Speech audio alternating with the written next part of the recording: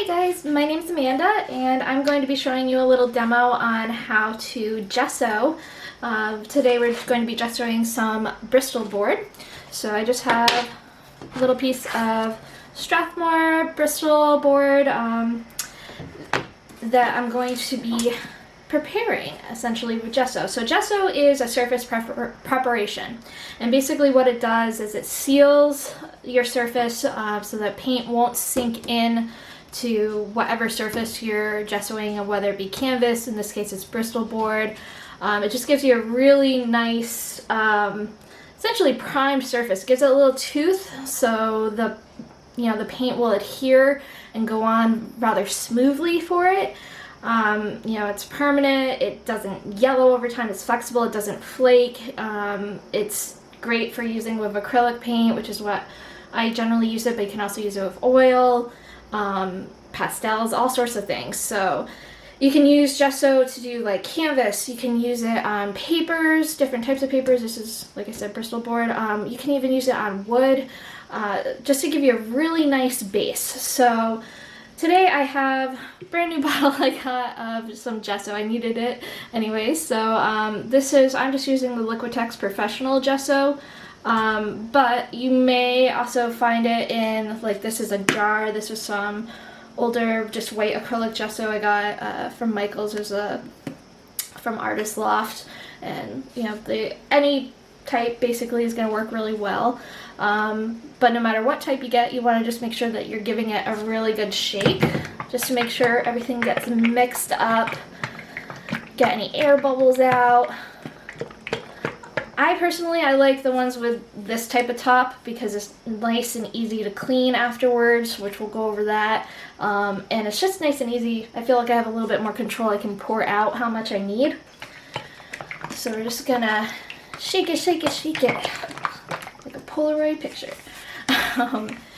And this being a new bottle, I get to unseal it. So what you'll see, not sure if you can see in here too easily, but it basically looks like really thick white paint. But it's similar to, like, I don't know if you've ever painted walls before, or just furniture or anything like that. It's similar to a primer, and that's essentially what it is. It's thick.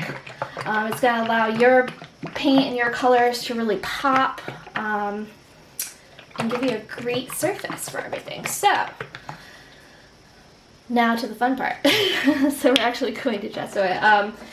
When we're doing this, you want to make sure that you have a really nice, fairly large brush. This one, I believe I got a few semesters ago in the actual Painting One kit. It's nice because it doesn't really shed that much. I mean, you might get a couple hairs here and there, and I'll show you how we'll pick those out and smooth it off. But you don't want to use something like super cheap. Like, I have some brushes that are like just beat up. These are probably just for like house painting kind of brushes and things like that, but they shed a lot. I have tried to gesso with them.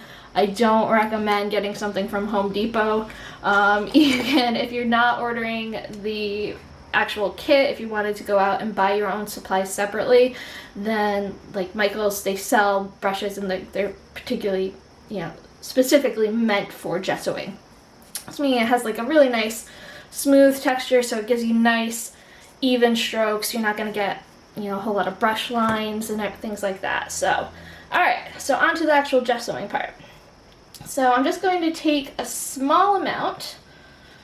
It's better to start small and work your way up. You don't want to put too much on here because then you're just wasting it, and it's going to take forever to dry. It's going to create usually like just thick patches and not make it for a nice even surface. But I put about, I think you can see about that much on there.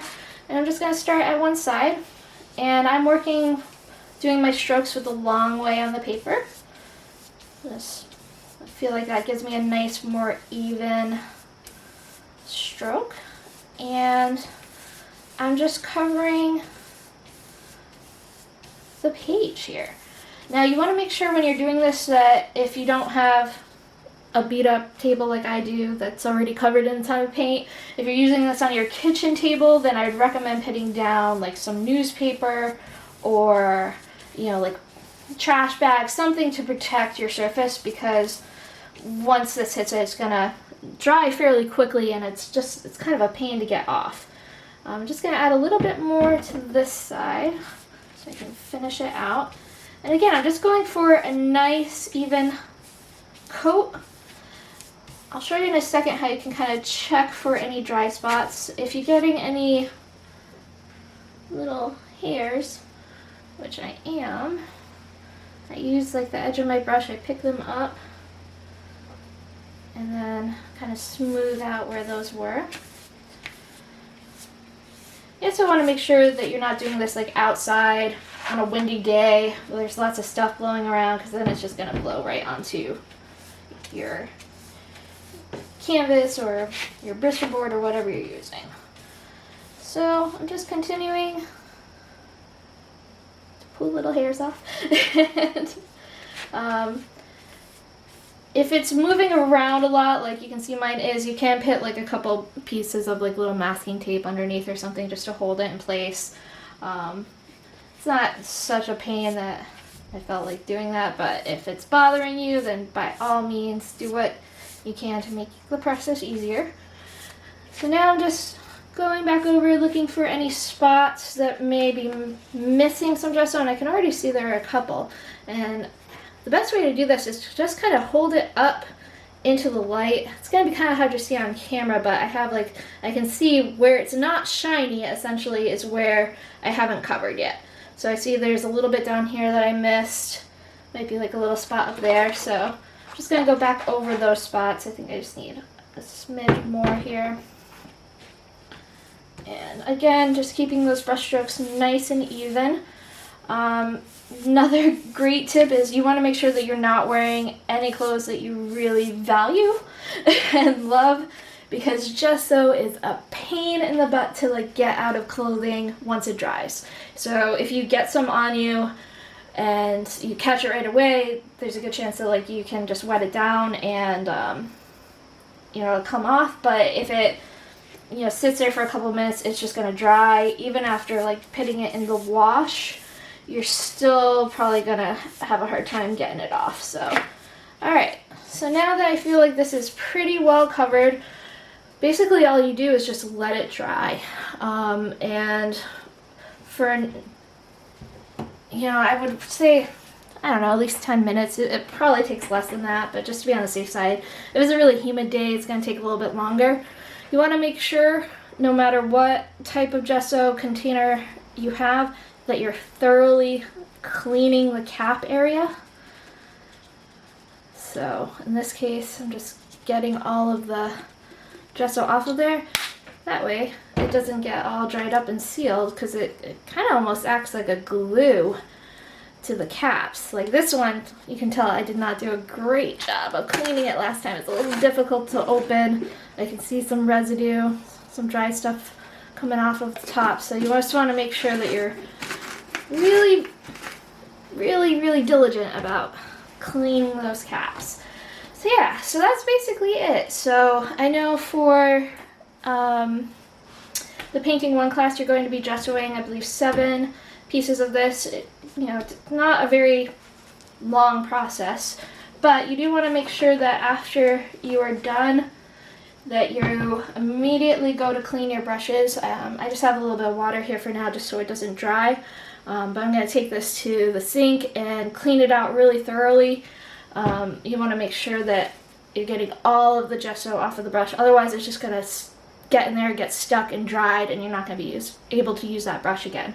It's going to be really difficult to clean it off once it's dry. So for right now, I'm just putting it in some water so that I have it and it's not going to get all dried up. So yeah, that is our demo for gessoing. If you guys have any questions at all, you can you know, reach out to me, either email, I'll throw out my email at the end of this. If you go to the Blackboard page, I'll also have that information on how you can reach me, and you can always ask Professor Navorian as well. If you have any questions, we're both going to be doing a lot of WebEx, meetings if you guys want to jump in and stuff, or Zoom meetings, whatever works for you guys. So yeah, I hope this was informative, and I will talk to you guys soon. Bye.